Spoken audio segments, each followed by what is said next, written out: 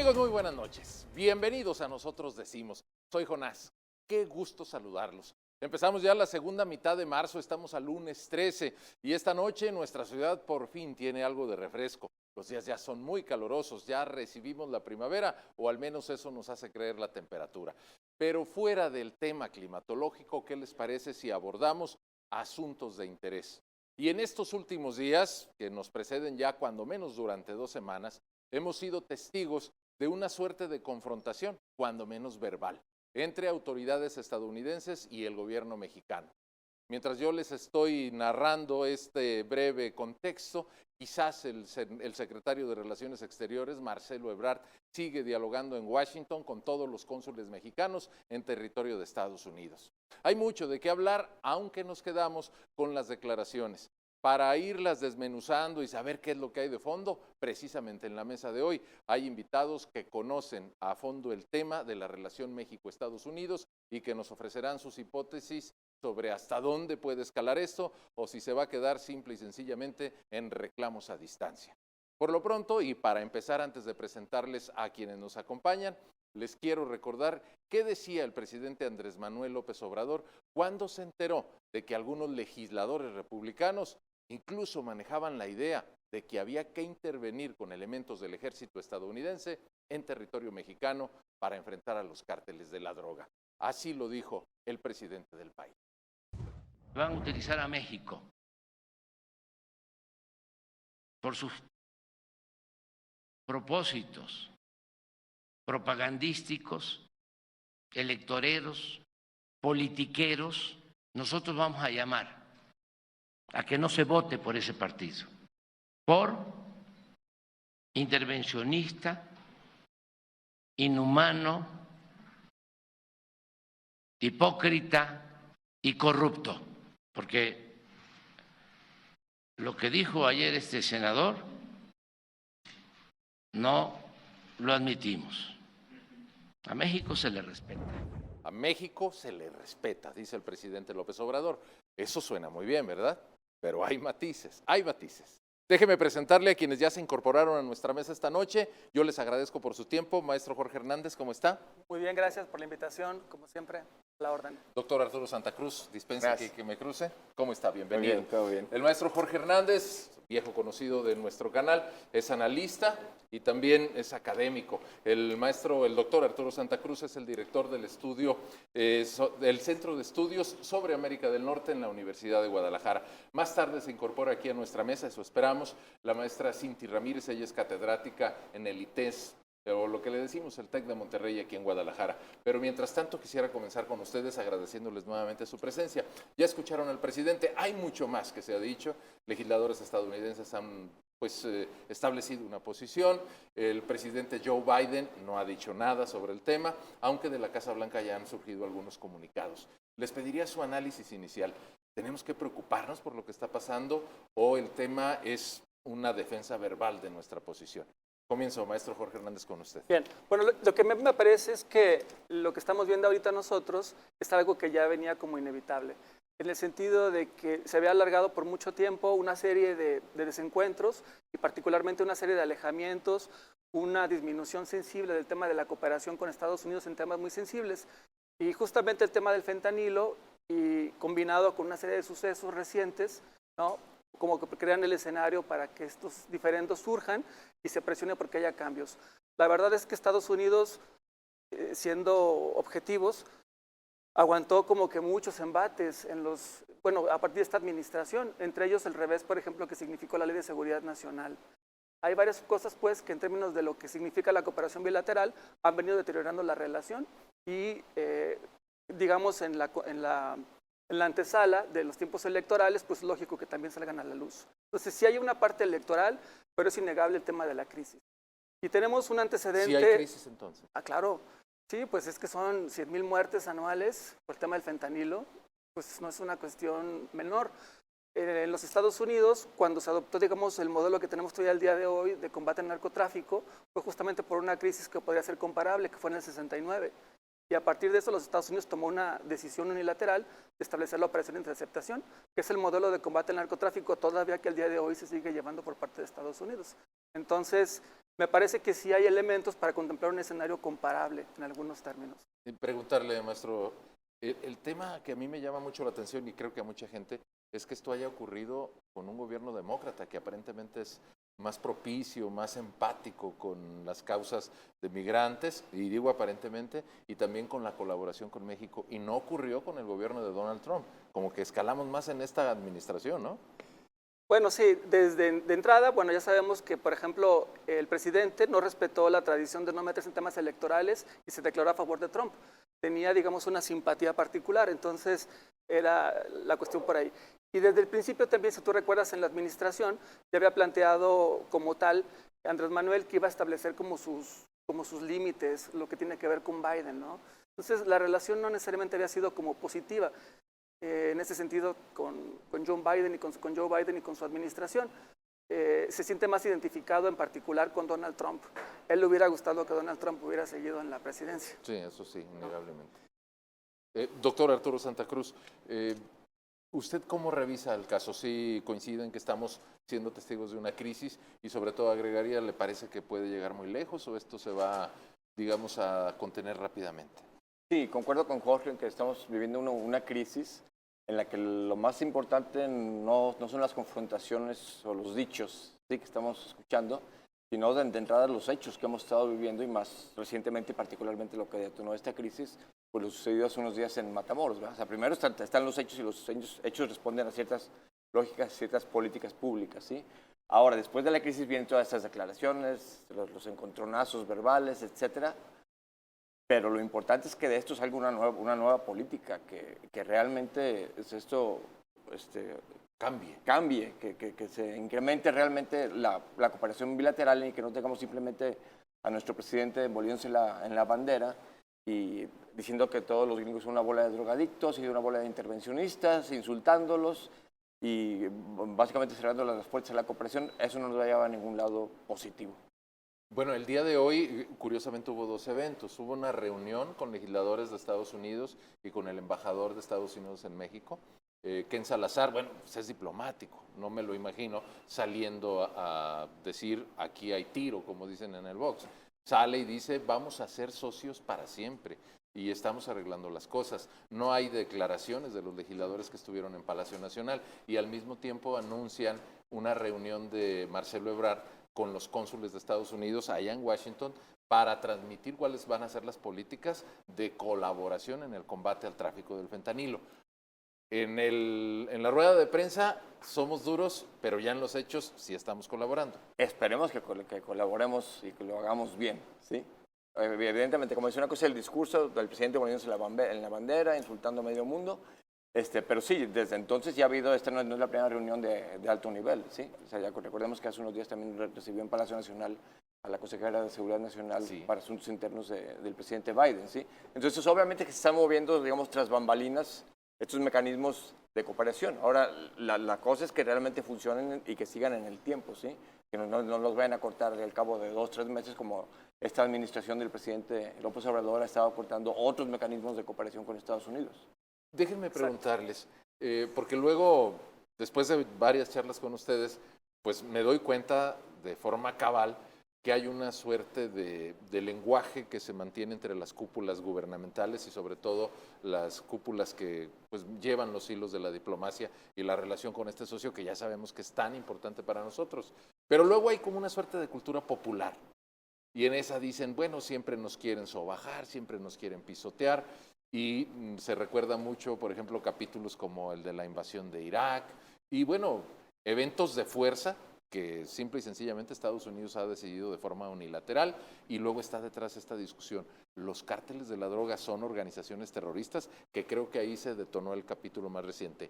¿Tenemos la culpa? Es mi pregunta planteada en términos muy llanos, ¿o la culpa la tienen ellos por consumir las drogas?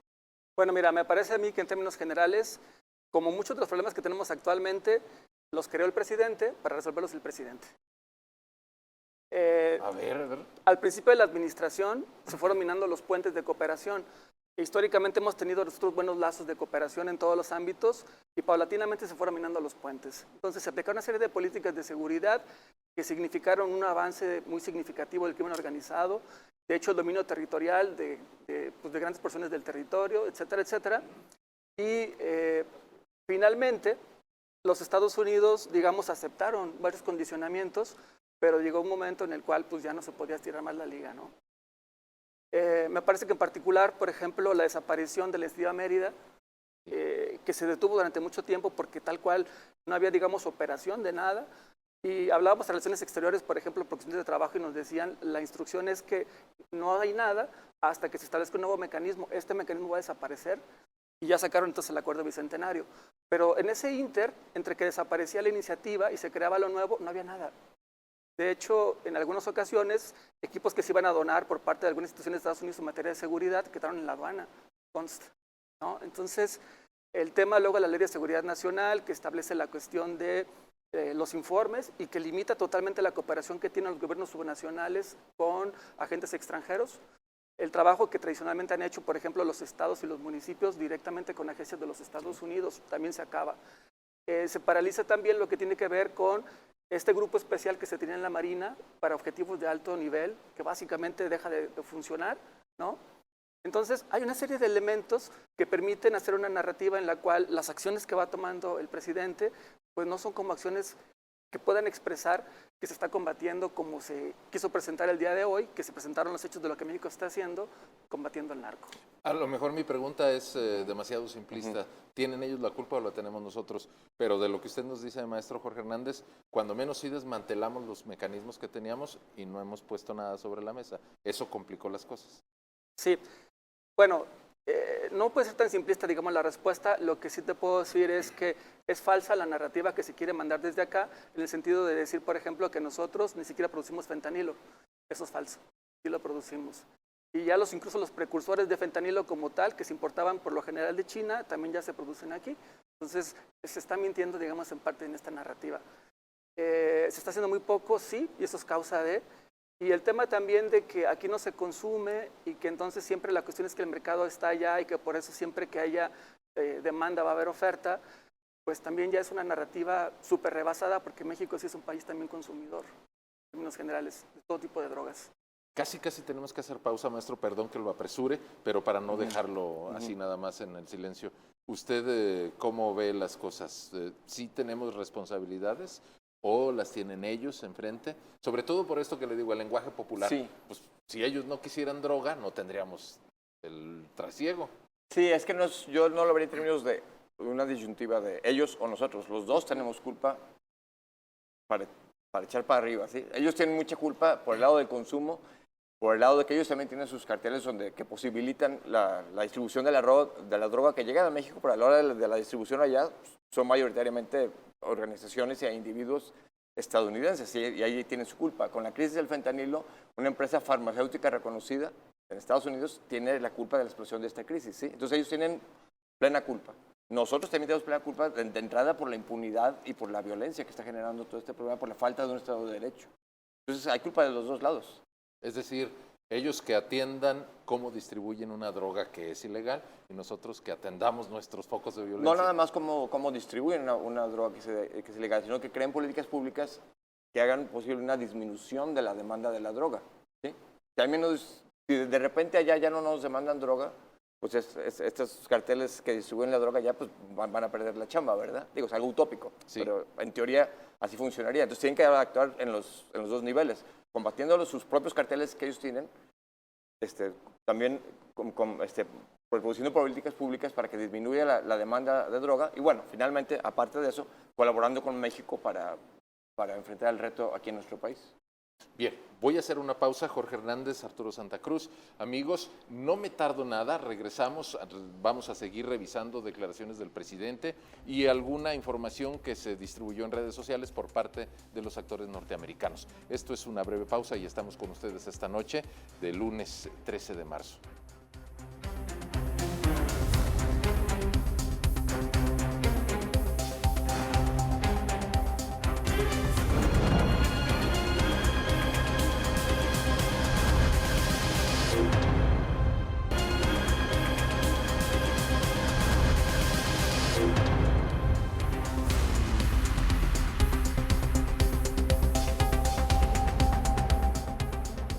Estamos de regreso después de una primera pausa y nosotros decimos, esta noche 13 de marzo revisamos lo que nos dicen los especialistas, la crisis, porque sí hay una crisis entre Estados Unidos y México con motivo de varios elementos.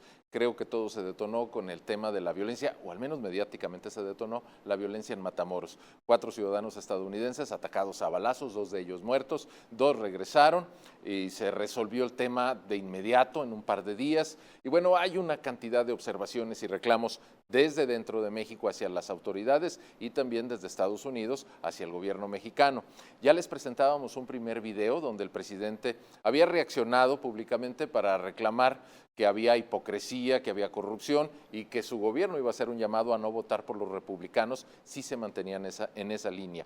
Y ahora les quiero presentar una segunda declaración, esta es del día de hoy, del presidente Andrés Manuel López Obrador en su rueda de prensa, cuando uno de los asistentes le preguntaba cuál era la reacción de su gobierno ante el llamado permanente de autoridades consulares norteamericanas a que no vengan a territorio mexicano por el peligro que se está generando debido a la actividad del crimen organizado. Así respondió. Es más seguro México que Estados Unidos. Y no hay ningún problema para viajar por México con seguridad. Pero eso además lo saben los ciudadanos estadounidenses. ¿Sí? Tan es así de que usted dice las alertas del gobierno hablan de que solo se puede viajar a Campeche y a Yucatán. Si fuese así, no estarían llegando tanto estadounidenses a vivir a la Ciudad de México y a todo el país. Claro. No, esta es una campaña en contra de México de los políticos conservadores de Estados Unidos que no quieren que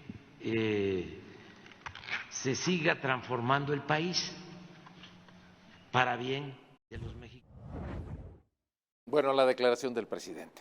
No quieren los políticos conservadores, a mí me llama mucho la atención que utilice ese adjetivo, porque además ya queda corroborado por los hechos que no solamente son actores republicanos, también demócratas. Y para pedirle su primera opinión, yo le quiero agradecer a la maestra Cinti Ramírez, que se incorpora a la mesa. ¿Cómo está, maestra? Bienvenida y gracias. ¿Qué tal, Jonás? Un saludo a todos, un saludo al auditorio.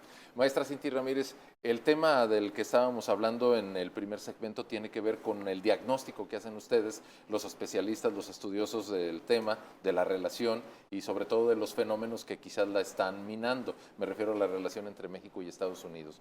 Nos decían el doctor Arturo Santa Cruz, el maestro Jorge Hernández, que sí hay una crisis. ¿Usted coincide en eso? Y le pediría que nos dé su lectura inicial. Yo coincido plenamente y me parece que las declaraciones que acabamos de ver del presidente son un no reconocimiento de la evidente crisis de seguridad que vive el país, que desde luego no es solamente producto de su administración.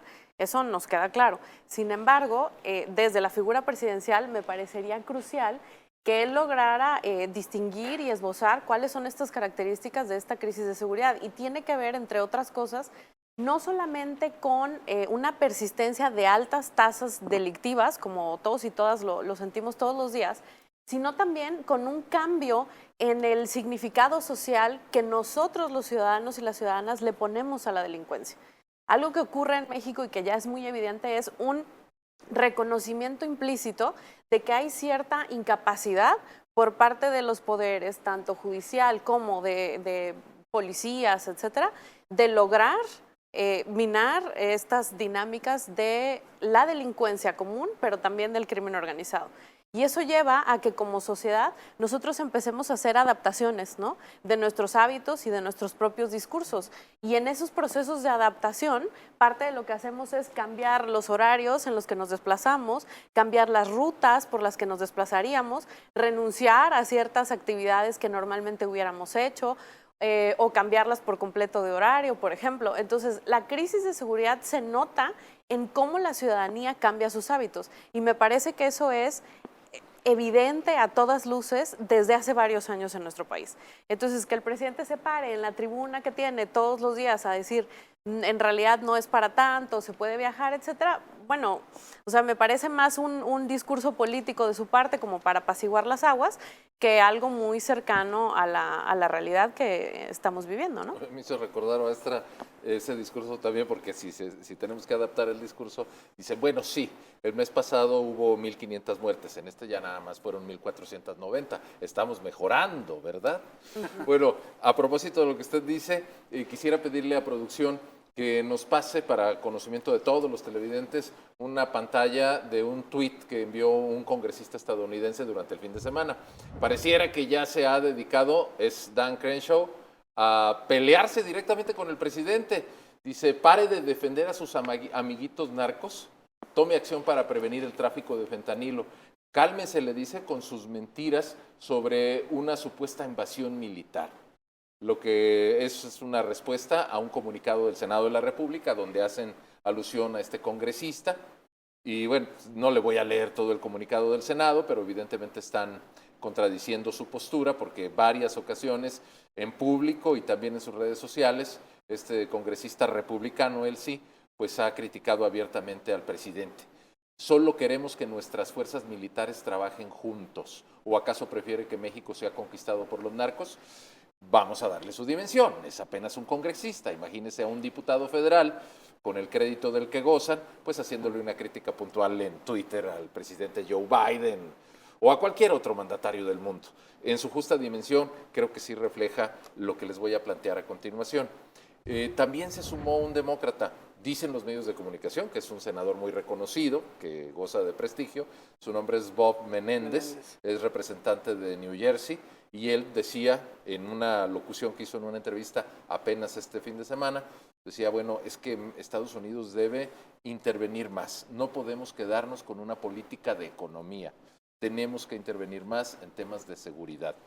No dijo abiertamente utilizar a las Fuerzas Armadas, pero ya hablar de intervención iría por lo que ustedes estaban planteando, construir esos mecanismos de intercambio, aceptando que las dos partes tienen responsabilidades que han dejado en el aire, doctor Arturo Santa Cruz. Sí, Bob Menéndez es demócrata, es senador, sí. es, digamos, como de la ala dura de los demócratas, ¿no? Pero digamos, tiene más callo, no es tan irresponsable como el miembro de la Cámara Baja, Crenshaw, que citaste anteriormente. Y en ese sentido, yo creo que más bien la sugerencia de él es en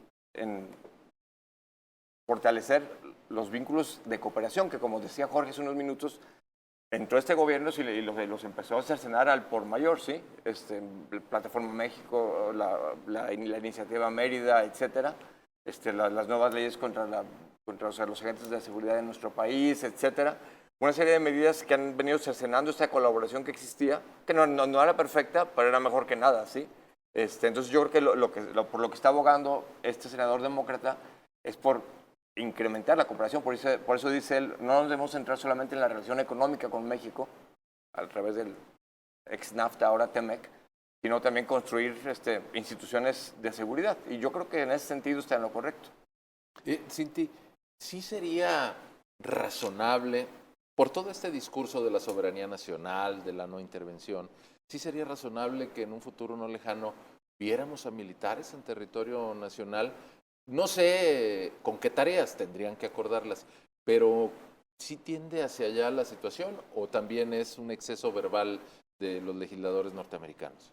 Creo que es más un posicionamiento político del ala muy dura de los republicanos, donde tratan de poner al tema de los cárteles de la droga y el asunto del fentanilo como un discurso central rumbo a la campaña, ¿no?, del año que viene. O sea, podemos estar seguros y seguras de que es un discurso que va a permanecer, pero que esta iniciativa, como se plantea el 12 de enero, pues en realidad plantearía, digamos, una aplicación extraterritorial del derecho estadounidense en otro lugar. Entonces, digamos, por eso se habla de que en realidad es algo que no va a pasar, es más un discurso político que otra cosa, y sin embargo plantea cosas que son interesantes y que por eso los medios lo han retomado, ¿no? Como este asunto de decir, a ver, El asunto del fentanilo es una verdadera epidemia en Estados Unidos. Están muriendo entre 80,000 y 100,000 personas al año, dependiendo distintas estadísticas. La mayoría de los muertos, según se plantean ahí, son hombres, ¿no? Hasta los 45 años de edad, ¿no? Como de la adolescencia hasta los 45 años de edad. Entonces es una verdadera crisis de salud pública para Estados Unidos. Eso es real. Otra cosa que es real es pues todos estos lazos y esta actividad transnacional que tienen los cárteles mexicanos. Lo que me parece que se oscurece con el discurso que tienen estos republicanos, por ejemplo, es justamente el tema de la corresponsabilidad. Pareciera que los narcotraficantes existen de un lado de la frontera y del otro lado se desvanecen y solamente hay consumidores, ¿no? Entonces, atender realmente estos casos de raíz implicaría una obligatoriedad para el propio gobierno estadounidense de usar los mecanismos que ya tienen para el rastreo de capitales, para congelar capitales y otro tipo de herramientas que no son necesariamente militares. En general en el mundo, la confrontación militar contra cárteles pues es algo que cuando mucho funcionaría de contención, pero en realidad no arregla el tema. Entonces se necesitan otras cosas, reformas judiciales, reformas policíacas y muchas otras cuestiones. Entonces no se plantea como una iniciativa integral para nada y por eso me parece que más bien lo analizamos desde el punto de vista discursivo, un poco incendiario, rumbo a lo que vendría para el año que viene, ¿no? Jorge, decías hace unos minutos, pues lo que no hay son los mecanismos de colaboración que sustituyan a lo que antes teníamos. ¿El plan del Bicentenario sí prevé algo así o también está cojo en ese sentido? Sí, pero hay que, digamos, ver todo en su conjunto. El plan bicentenario vendría integrando una parte con muy ligeros cambios de lo que fue la iniciativa Mérida, pero no era el epicentro o el centro duro nada más de la cooperación, sino que hay más temas. Y algo que desde el principio empezó a hacer mucho ruido y que disminuyó mucho la cooperación en general, y además en todos los niveles del gobierno, es lo que tiene que ver con la Ley de Seguridad Nacional, por ejemplo. Que platicando con ustedes estadounidenses, ellos han reiterado que están como muy disconformes y que si algo quisieran que se modificara fuera precisamente este tema. Entonces, me parece a mí que lo que podemos ver es que se intenta dar una sacudida, una digamos, apuesta fuerte de lo que podría pasar si México no establece nuevamente canales de cooperación institucional, digamos, acordes al nivel sí de amenaza podemos? que estamos nosotros enfrentando. ¿Hay disposición? Claro que sí. Pero no hay Pero el disposición tema es en que momento. las políticas públicas que hemos estado viendo desde el principio de la administración apuntan totalmente en otro sentido. Por eso ves tweets tan fuertes acusando, digamos, del tema de la amistad que se pueda tener, digamos, con algún cártel del narco, específicamente con uno, ¿no? Tal cual. ¿Nos han tenido paciencia el gobierno norteamericano? Porque también he leído algunas opiniones en ese sentido. Con otros actores internacionales han sido sumamente drásticos, verticales, y como que con México como que nos tienen más paciencia. ¿Esa es una observación adecuada? Pues es que tenemos una vecindad y hay mucho, digamos, que perder. La verdad es que hay muchos nexos, más allá del gobierno, que son transnacionales, que tienen que ver directamente con todo tipo de actividades. Entonces, las condiciones con las cuales se maneja la relación México-Estados Unidos son distintas a otras localidades que están alejadas o que no tienen esta interdependencia que tiene México, ¿no? Pero sí hay, digamos, los ejemplos en los cuales la intervención, el apoyo más decidido, sí, incluso de carácter militar, pues ha tenido ya expresión en el mismo continente, como es el caso del Plan Colombia.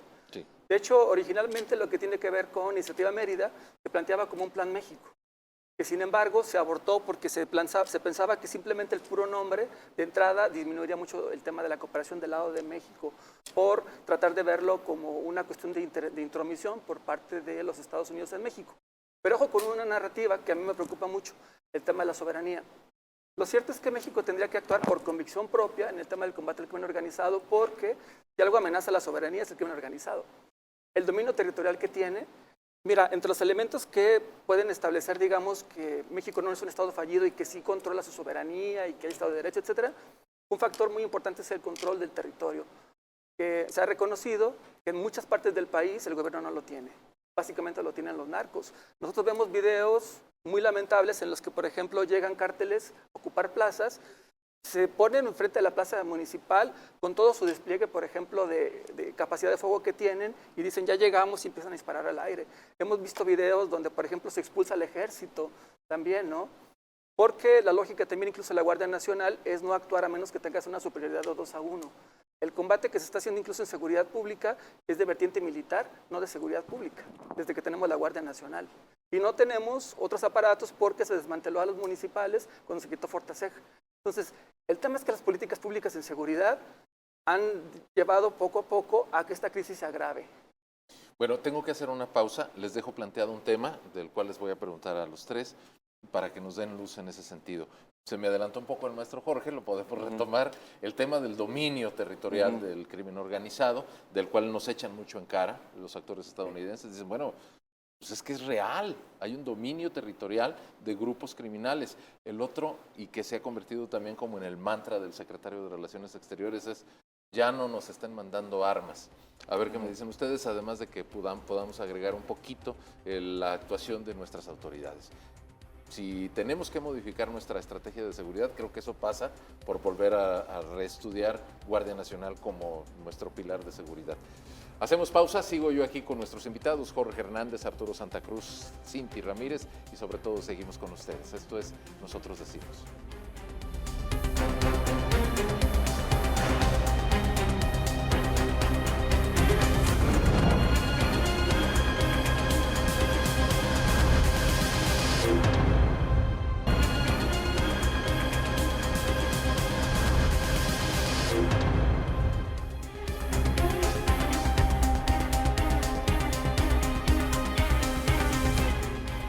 Bien, ya estamos de regreso. Estoy de nuevo con nuestros invitados. Bueno, hemos platicado rapidísimo de lo que dicen algunos actores públicos. Creo que en México la opinión que domina pues, es la de nuestro principal actor público, el presidente. Ya vimos dos perlas para darnos cuenta de cuál es su postura, cuando menos en el discurso. Y les planteaba, y quiero preguntarles, esto lo ha venido manejando reiteradamente nuestro secretario de Relaciones Exteriores. Digamos que él es como la cabeza de la estrategia. Y el señor Marcelo Ebrard ha insistido, primero, también que corten el envío de armas a México, porque nosotros estamos poniendo a los muertos, y no lo digo en sentido figurado, literal lo ha dicho. ¿Esto cómo incide en el análisis que estamos haciendo de estos fenómenos?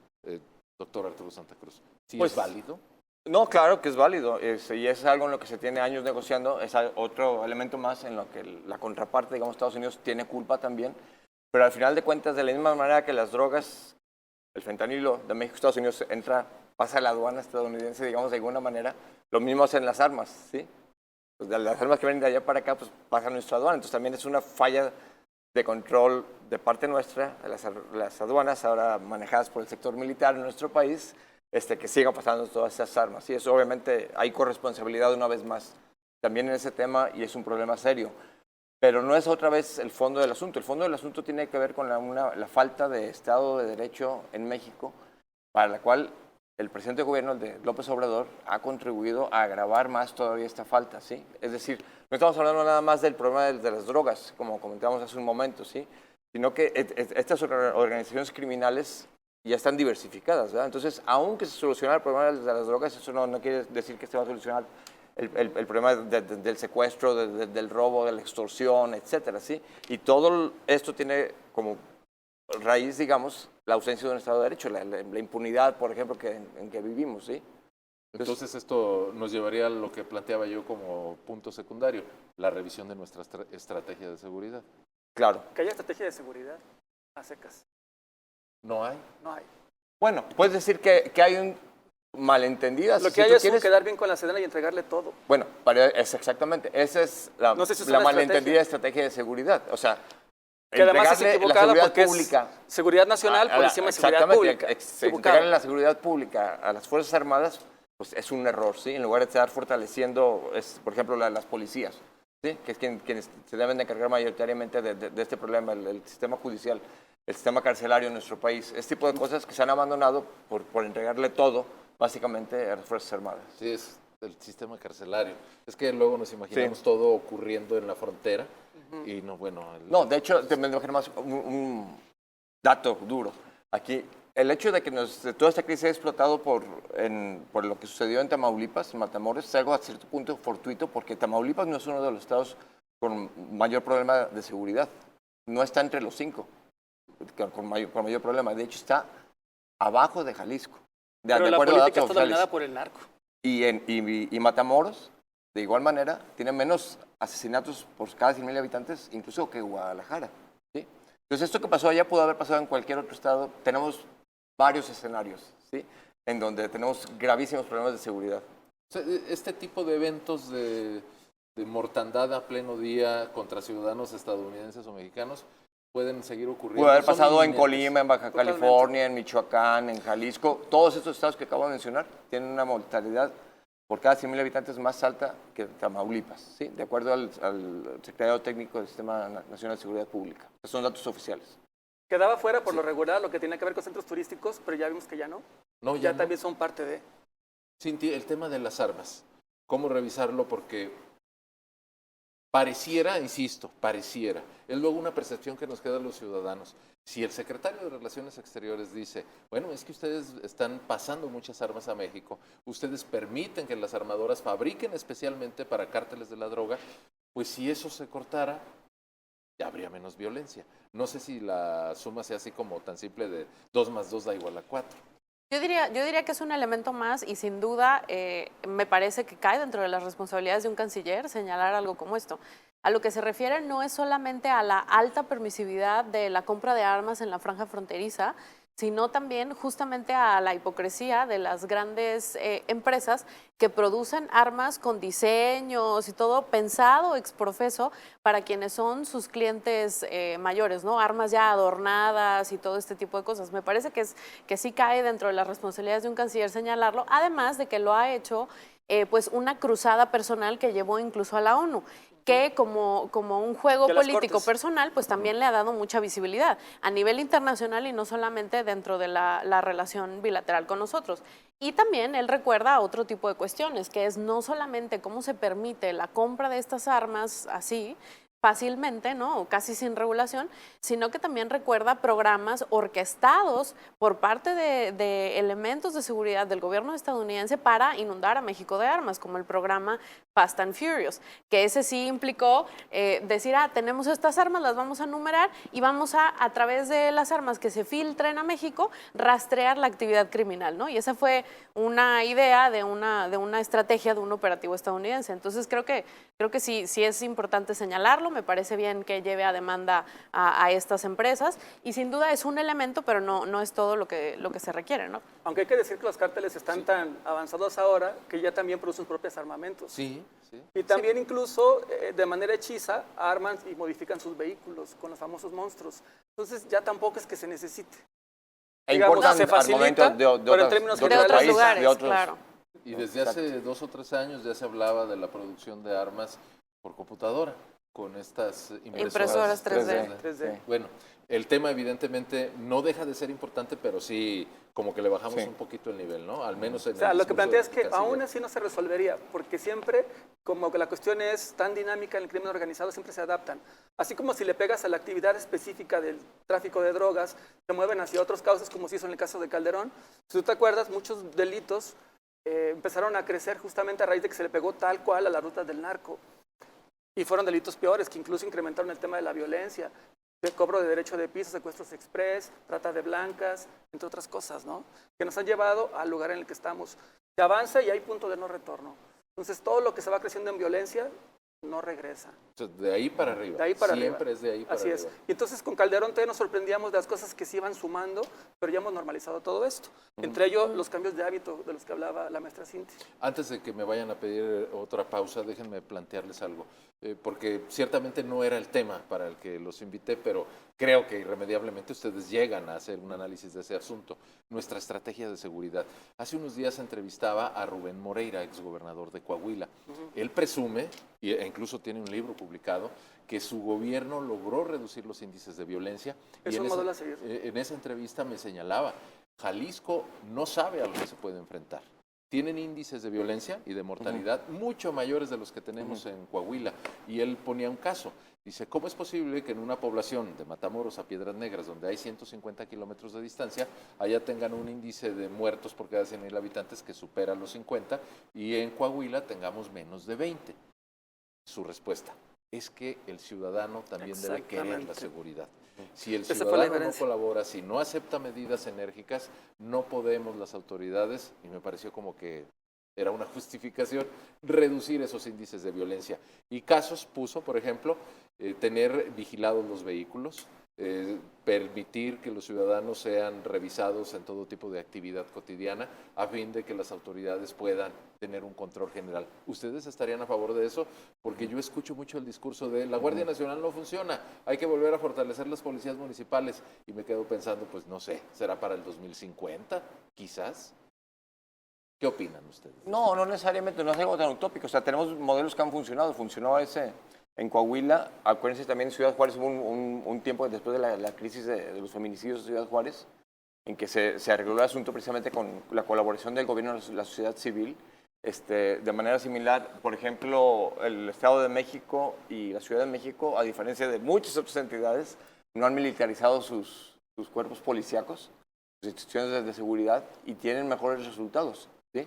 Entonces, una inversión bien hecha, con un buen diseño de política pública en el fortalecimiento, con dinero, con recursos, Claro, obviamente, claro, todo que es lo que pasa no está por dinero. haciendo. Y en colaboración con la sociedad civil, como sucedió también en Nuevo León. Acuérdense, hace unos pocos años, ¿sí? En el que el sector privado también le puso, ¿sí? Al asunto de la seguridad. Se puede, en alguna medida, mejorar la situación que vivimos, ¿sí? O sea, no es algo fatal. Déjenme preguntarles, es como una pregunta pegada. No es Pax Narca, no es los malos están haciendo sus actividades y por eso no son violentos. ¿Es diferente? Bueno, sí hay elementos de transición entre la bajada de la violencia directa, que justamente se mezcla con la violencia más común y la violencia del narco, y después se dan, sí, transiciones hacia el tema de toda la actividad financiera. Es que creo que cometemos un poco un error en tratar de plantear que están los criminales, el gobierno y la ciudadanía. Los criminales no salieron del espacio sideral. Este proceso, los criminales no son solamente los grupos de narcotráfico, sus soldados, sicarios, etcétera. Son también las empresas factureras, los y las empresarias que participan en los procesos de lavado de dinero, ¿no? Todo aquel mecanismo que ayuda a que las mafias metan el dinero a la economía real a través de N cantidad de cosas que hemos discutido aquí, ¿no? Cárteles inmobiliarios, muchísimas cosas. Lo interesante de los procesos mafiosos es que no están aislados y por eso es tan complejo atacarlos y por eso no funcionan las estrategias que tienen que ver solamente con lo militar o lo policíaco. Hay elementos financieros importantísimos que tienen que ver con cómo todo este dinero en realidad aceita y mueve las economías de todo el mundo, no nada más acá, y también los procesos de transición, o sea, incluso ya no hablamos necesariamente de cárteles, ¿no? Por ejemplo, para el caso de Sinaloa se habla de la Organización Sinaloa, que es una organización con una multiplicidad de negocios impresionante que operan en más de 80 países del mundo.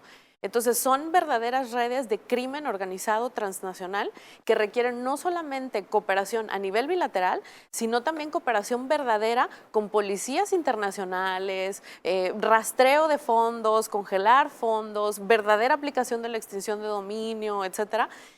Con apoyo y con información de lo que ocurre en otros países. O sea, ya no es posible atenderlo solamente a nivel local o en el estado de cada quien. Es una verdadera red de entramado transnacional. Bueno, la escucho, Cinti, y siento como que la discusión de repente se hace muy pequeñita. Sí, la discusión que están teniendo los legisladores estadounidenses y la respuesta del presidente pues, se diluyen, es nada, una gota de agua en el océano. Y lo De hecho, saben, hablan de eso para no hablar del tema de fondo, que es ese. Claro. Es mucho más sencillo estarse peleando con quién tiene la culpa que reconocer que cada uno tiene que poner su parte y que no lo están haciendo. Tengo que hacer una pausa al regreso y para que nuestros televidentes se queden en el último segmento, pues les quiero preguntar sobre sus previsiones. ¿A dónde vamos? ¿A dónde nos va a llevar esta discusión? Y sobre todo, ¿cuál es el futuro inmediato? A mí me deja muy reflexivo lo que dice Jorge Hernández. Es que ya no hay punto de retorno. Llegamos a un pico de violencia y es de ahí para arriba. Llegamos a un pico de delitos y es de ahí para arriba. Digo, bueno, ¿cuándo va a parar esto? Porque me queda la impresión, no sé si estoy equivocado, que antes no era así. O a lo mejor yo no lo veía o no nos dábamos cuenta. En fin, ya ustedes nos dirán. Vamos a pausa y volvemos.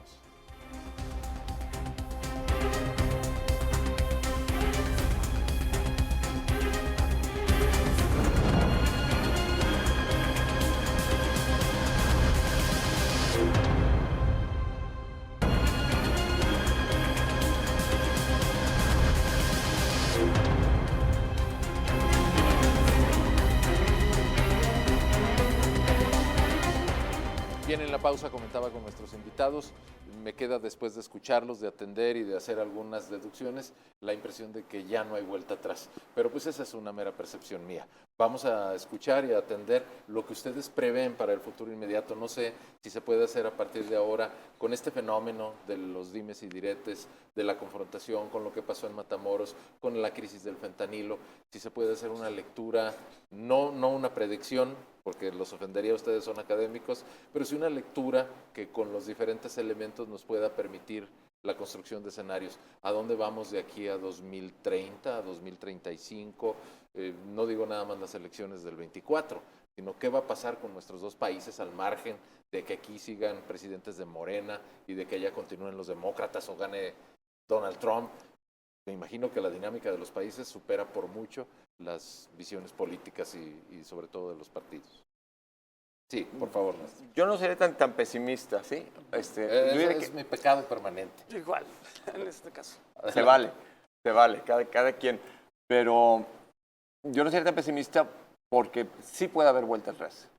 Esto no quiere decir que vaya a haber vuelta atrás o que tenga que haber vuelta atrás, sino que es una posibilidad.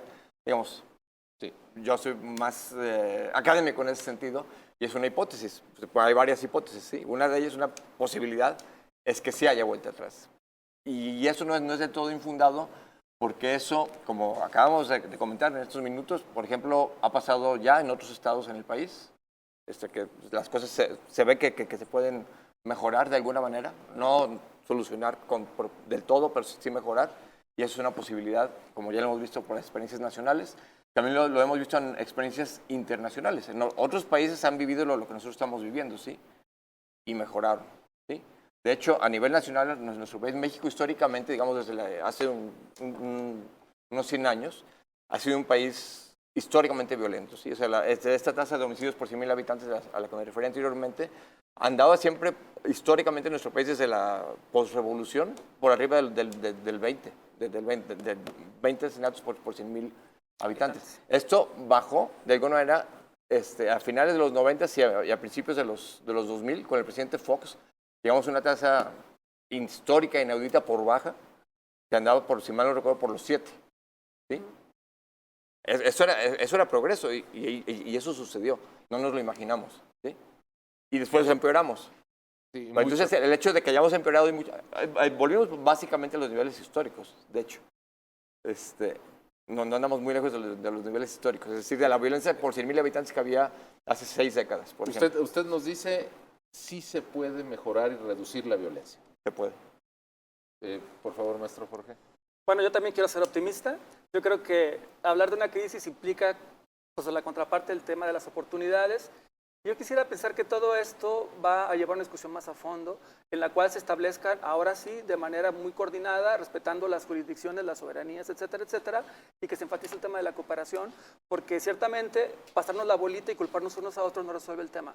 Es un tema que hay que enfrentar de manera conjunta y es la única manera de poder avanzar, digamos, a los temas positivos. Entonces, yo creo que está ese tema.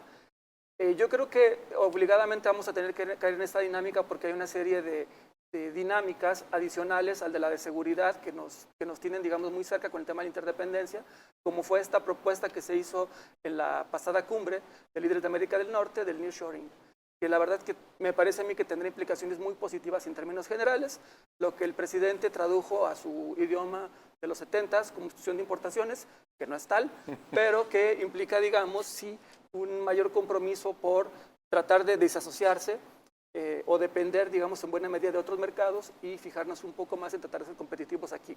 ¿De qué va a depender de que eso, digamos, siga adelante? De que haya un clima de seguridad, de que haya un Estado de Derecho, de que podamos, en términos generales, lograr que las inversiones que se establecen en su territorio pues puedan gozar de las garantías mínimas. Maestra Cinti Ramírez, voy a cerrar con usted.